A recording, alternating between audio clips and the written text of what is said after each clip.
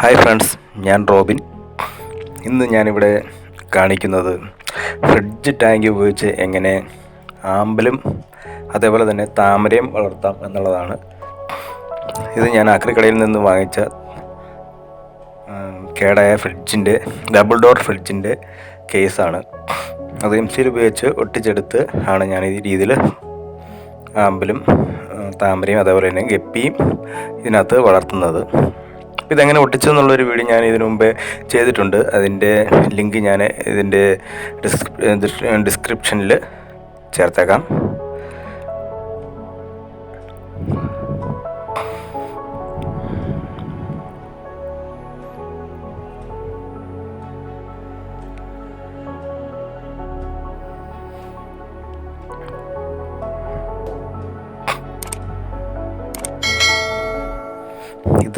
ഈ ടാങ്കിനകത്ത് ആമ്പലാണ്. ഞാനൊരു കുളത്തിൽ നിന്ന് അതേ ചൂടോടുകൂടി പിഴുതെടുത്തുകൊണ്ട് വന്ന് ഇതിനകത്ത് വെച്ചതാണ്. അപ്പം മണ്ണും മണലും ചാണകപ്പൊടിയും കലർന്നൊരു മിശ്രിതം നിരത്തി വെച്ചതിന് ശേഷം അതിൽ ആമ്പൽ നട്ട് പിന്നെ വെള്ളം ഫില്ല് ചെയ്യാണ് ഉണ്ടായത്. അതുകൊണ്ട് ഒരു മാസത്തോളം ആയതേ ഉള്ളൂ. അതിനകത്ത് കുറേ പൂക്കളുണ്ടായി. നമുക്കിത് കാണാൻ സാധിക്കും.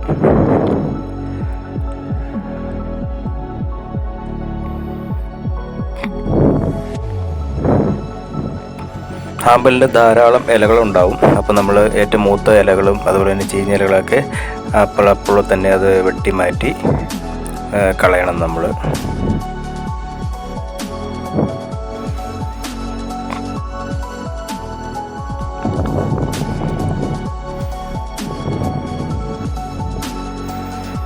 എൻ്റെ ചെറിയ കള്ളിക്കകത്ത് ഫ്രിഡ്ജ് ടാങ്കിൻ്റെ ചെറിയ കള്ളിയിൽ ഞാൻ താമരയാണ് വളർത്തുന്നത്. അപ്പോൾ ഇലകൾ തമ്മിലുള്ള ഡിഫറൻസ് നമുക്ക് കാണാൻ പറ്റും. താമരയുടെ ഇല എപ്പോഴും വട്ടത്തിൽ, അമ്പലിൻ്റെ ഇല ഒരു ചേമ്പിലയുടെ ഷേപ്പിലുമാണ്. പിന്നെ കളറിലും ഡിഫറൻസ്.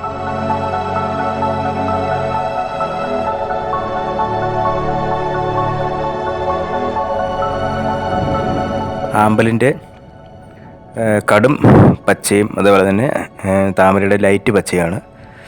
അതുകൊണ്ട് ആമ്പലിൻ്റെ മുട്ടൊക്കെ ധാരാളം ഉണ്ടായി വരുന്നുണ്ട്. എന്നാലും വെള്ളത്തിനടിയിൽ കുറേ മട്ട് കിടപ്പുണ്ട്. ഇതിപ്പോൾ ഈ പൂ ഇന്നും ഉണ്ടായതേ ഉള്ളൂ.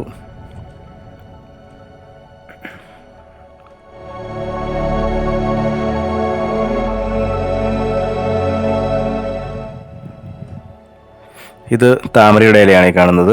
ഇതിൻ്റെ തണ്ടിന് നല്ല വലിപ്പം വെച്ച് കഴിഞ്ഞാൽ ഈ ഇല വെള്ളത്തിൽ നിന്ന് പൊങ്ങി നിൽക്കും. ഇത് തണ്ട് ഇങ്ങനെ ആയി വരുന്നേ ഉള്ളൂ. ഏകദേശം ഒരു 2 ആഴ്ച പഴക്കമായതേ ഉള്ളൂ. ഇത് ഞാൻ ആമസോണിൽ നിന്ന് വിത്ത് വാങ്ങിച്ചിട്ട് ഉണ്ടാക്കിയെടുത്തതാണ്. അപ്പോൾ ആമ്പൽ നട്ടത് എങ്ങനെയാണെന്ന് വെച്ച് കഴിഞ്ഞാൽ ചെറിയൊരു ചട്ടിക്കകത്ത് മണ്ണും മണലും ചാണകപ്പൊടിയും ചേർന്ന മിശ്രിതത്തിൽ നമ്മൾ മുളപ്പിച്ചെടുത്ത ഒരു ഒരടി അല്ലെങ്കിൽ ഒരു 3/4 അടി നീളമുള്ള മുളപ്പിച്ചെടുത്ത ഇലയോട് കൂടിയുള്ള വിത്ത് അതിനകത്ത് ചട്ടിയിൽ നട്ടതിന് ശേഷം നമ്മൾ ഈ കള്ളിക്കകത്ത് ഫ്രിഡ്ജ് ടാങ്കിൻ്റെ ഈ ചെറിയ കള്ളിക്കകത്ത് ഇറക്കി വെക്കുകയാണ് ഉണ്ടായത്. അങ്ങനെയാണ് ഇലയെല്ലാം വളർന്നു വന്നത്. ഏതാണ്ട് ഒരു മാസം കഴിയുമ്പോൾ പൂക്കളാവും എന്നാണ് പ്രതീക്ഷ. അതുപോലെ തന്നെ വേറെ ചെറിയൊരു ടൈപ്പ് ചെടിയുണ്ട്, ഒരു മഞ്ഞപ്പൂവുണ്ട്. അതിൻ്റെ പേരറിയത്തില്ല, അത് നമുക്കിവിടെ കാണാൻ പറ്റും.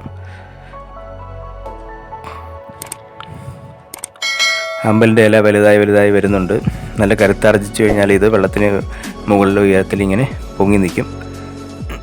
ആമ്പൽ എനിക്കിവിടെ കിട്ടിയേക്കുന്ന വയലറ്റാണ്. താമര മൾട്ടി കളറാണ്. 2 കള്ളികളിലും 2 രീതിയിലുള്ള കളറിലുള്ള വിത്ത് വരുമ്പോൾ പല കളറുള്ള താമരയുടെ വിത്താണ് വരുന്നത്. അപ്പോൾ ഏത് കളറെന്ന് നമുക്ക് കറക്റ്റായിട്ട് പറയാൻ പറ്റത്തില്ല. ഇതൊരു താമരയുടെ ഇലയാണ്. നല്ല വട്ടത്തിലുള്ള ഇല കാണാൻ നല്ല ഭംഗിയാണ്. നിറയെ ഗപ്പി ഇട്ടിട്ടുണ്ട്. അതുകൊണ്ട് പിന്നെ കൊതുകിൻ്റെ ഒരു ശല്യമില്ല. കൊതുക് മുട്ടയിടുന്നു, അങ്ങനെ കൂത്താടി ഉണ്ടാകുന്നുള്ള ഒരു പ്രശ്നമില്ല. അപ്പോൾ ഒരേ സമയം തന്നെ നമുക്ക് താമരയും ആമ്പലും അതേപോലെ തന്നെ ഗപ്പിയും എല്ലാം ഇതിനകത്ത് വളർത്താൻ പറ്റും. ഏറ്റവും ചുരുങ്ങിയ ചിലവിൽ ഏതാണ്ട് ഒരു 100 രൂപ കൊടുത്തു കഴിഞ്ഞാൽ നമുക്ക് ഫ്രിഡ്ജ് ബോക്സ് കിട്ടുന്നതാണ്. അപ്പോൾ ഈ രീതിയിലാണ് ഞാൻ ഇതിൻ്റെ വിത്ത് മുളപ്പിച്ചെടുത്തത്. ഇപ്പോൾ കാണാൻ പറ്റും നമുക്ക്. എൻ്റെ എൻഡിൽ ചെറിയ ഇല കൊണ്ട് ഒരു 5 വിത്തോളം ഞാനിപ്പോൾ നട്ടിട്ടുണ്ട്. ചെറിയ ഇലയായി വന്നിട്ടുണ്ട്. 2 ദിവസത്തിനുള്ളിൽ തന്നെ അത് വലിയ ഇലയായി അത് വരുന്നതാണ്.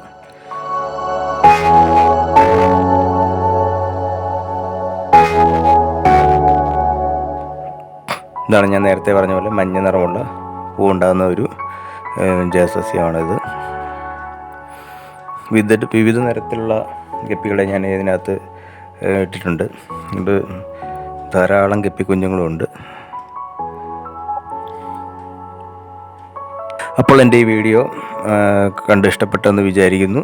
ഇഷ്ടപ്പെട്ടെങ്കിൽ സബ്സ്ക്രൈബ് ചെയ്യുക, അതേപോലെ തന്നെ ഷെയർ ചെയ്യുക. അപ്പോൾ ഇനി അടുത്ത വീഡിയോയിൽ കാണാം. ബൈ.